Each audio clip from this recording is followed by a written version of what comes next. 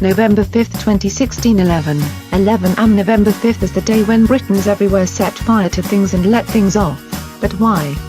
What is Bonfire Night? November 5, which this year falls on a Saturday, commemorates the failure of the November 1605 gunpowder plot by a gang of Roman Catholic activists led by Warwickshire-born Robert Catesby, when Protestant King James I acceded to the throne.